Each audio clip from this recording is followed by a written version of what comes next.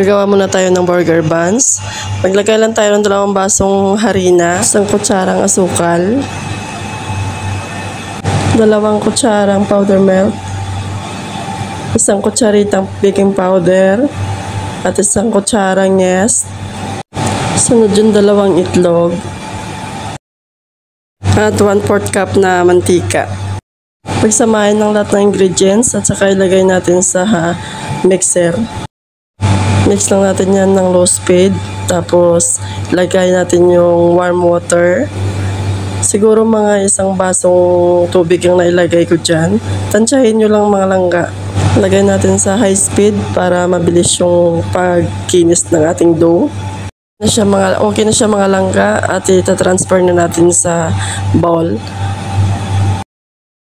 Takpan lang natin yan at saka hayaan natin umalsan ng 30 minutes. At dito naman mayroon akong hiniwang chicken breast. Marinate lang natin yan. Lagyan natin asin, paprika, curry powder, black pepper, Arabic spices, at saka garlic powder. Marinate lang muna natin yan habang maghuhulma tayo ng burger buns. At umalsa na nga ang ating dough. Gagawa na tayo ng burger buns.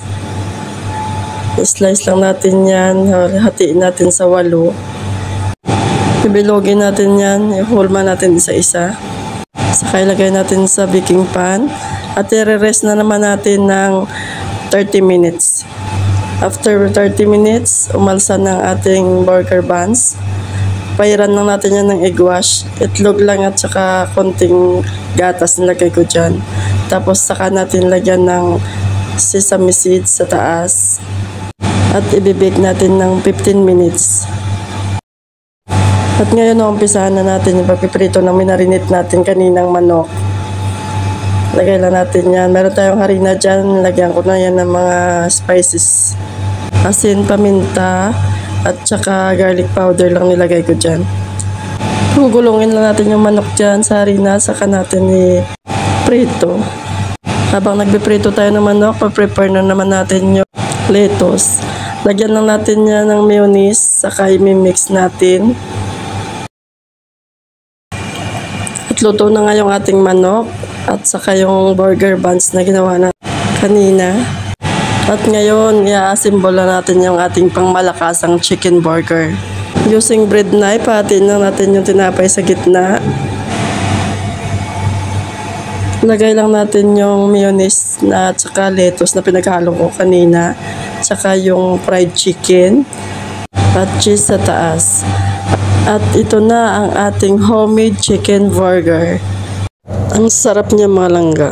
Yung tinapay niya, ang sarap ng lasa. At saka yung manok, perfect din siya. Kaya hindi ako magtataka kung bakit yung paborito ng mga alaga ko ito. Hanggang dyan ng mga langga. Maraming salamat sa panonood.